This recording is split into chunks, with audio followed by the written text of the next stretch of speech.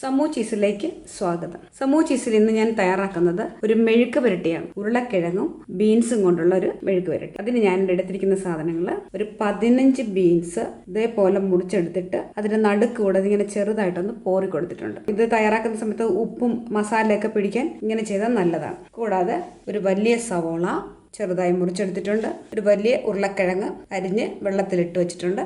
പിന്നെ വേണ്ടത് അല്പം ഇഞ്ചി, ഒരു 2 വെളുത്തുള്ളി, ഒരു 4-5 പച്ചമുളക്, ഒരു തണ്ട് കറിവേപ്പില. മെഴുകുവരട്ടിക്ക് ആവശ്യമായ മസാലപ്പൊടികൾ: 1/2 ടീസ്പൂൺ മഞ്ഞൾപ്പൊടി, 1 സ്പൂൺ മീറ്റ് മസാല, 1 സ്പൂൺ മുളക് പൊടി. ഇനി മുളക് പൊടിയുടെയൊക്കെ അളവ് നമ്മുടെ എരിവിനനുസരിച്ച് കൂട്ടിയും കുറച്ചും കൊടുക്കാം. ഞാനിപ്പോൾ ഓരോ സ്പൂൺ ഇതാണ് എടുത്തിരിക്കുന്നത്. തയ്യാറാക്കുന്ന സമയത്ത് എരിവ് പോരാതെ വരുവാണെങ്കിൽ അല്പം കൂടെ ഞാൻ ചേർത്ത് കൊടുക്കും. പിന്നെ വേണ്ടത് 1 സ്പൂൺ കടുക്, തയ്യാറാക്കുന്നതിന് ആവശ്യമായ വെളിച്ചെണ്ണ, ആവശ്യത്തിന് ഉപ്പ്. ഉരുളക്കിഴങ്ങ് ബീൻസ് മെഴുക്ക് പുരട്ടി എങ്ങനെയാണ് ചെയ്യുന്നതെന്ന് നോക്കാം.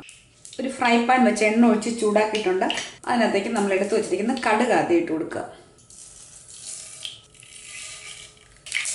കടുക് നന്നായി പൊട്ടി വരുമ്പോഴത്തേക്ക് വെളുത്തുള്ളി, ഇഞ്ചി, കറിവേപ്പിലയും പച്ചമുളകും ഇതൊന്ന് നന്നായിട്ട് മൂപ്പിച്ചെടുക്കുക.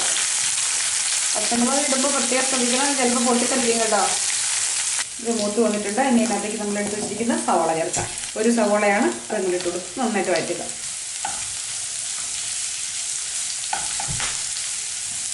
സവോള ഒന്ന് ചെറുതായി വാടി വരുമ്പോൾ അതിലേക്ക് ബീൻസ് ചേർത്ത് കൊടുക്കാം. ഈ സമയം ഇതിന് ആവശ്യമായ ഉപ്പ് ചേർത്ത് കൊടുക്കുക കേട്ടോ. ഉപ്പ് ചേർത്ത് കൊടുക്കുന്നത് പെട്ടെന്ന് വാടി കിട്ടും. അതുകൊണ്ട് ഞാൻ ഉപ്പ് ചേർത്ത് കൊടുക്കുകയാണ്.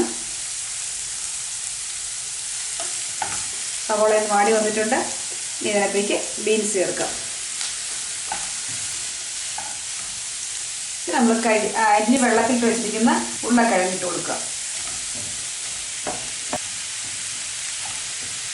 വീണ്ടും എല്ലാം കൂടെ നന്നായിട്ട് മിക്സ് ചെയ്യുക. ഇതൊന്ന് ശരിക്ക് ഒരു പകുതി വേവായതിന് ശേഷം നമുക്ക് മസാലപ്പൊടി ചേർത്ത് കൊടുത്താൽ മതി. അത് നന്നായി മിക്സ് ചെയ്തതിന് ശേഷം ഒരു 2 മിനിറ്റ് ഒന്ന് അടച്ചു വെച്ച് കൊടുക്കുക. തുറന്നു നോക്കി ഇളക്കി കൊടുക്കണം. അല്പം കൂടെ വലിയ പാത്രം എടുക്കുന്നത് നല്ലതായിരിക്കും കേട്ടോ. എന്നിട്ട് നമുക്ക് നന്നായിട്ട് ഇളക്കാൻ പറ്റും. ഇത് പാത്രം ഇത്തിരി ചെറുതായി പോയി, അതൊന്നും കുഴപ്പമില്ല, അഡ്ജസ്റ്റ് ചെയ്ത് എടുക്കാം. ഇത്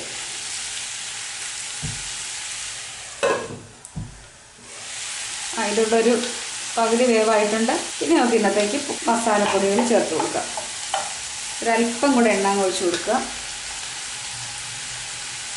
1/2 ടീസ്പൂൺ മഞ്ഞൾപ്പൊടി, 1 സ്പൂൺ മുളക് പൊടി, 1 സ്പൂൺ മീറ്റ് മസാല. ഈ മീറ്റ് മസാലയ്ക്ക് പകരം നമുക്ക് ഗരം മസാല വേണമെങ്കിലും ചേർക്കാം. നന്നായിട്ട് മിക്സ് ചെയ്യുക. ഇങ്ങനെ മിക്സ് ചെയ്യുന്ന സമയത്ത് നമുക്ക് എരിവിൻ്റെ അളവ് കൂടുതലായിട്ട് വേണമെന്നുണ്ടെങ്കിൽ ചേർക്കാം. അതല്ല എരിവ് കുറച്ച് മതിയെങ്കിൽ ഇത്രയും മസാല ചേർത്ത് കൊടുത്താൽ മതി.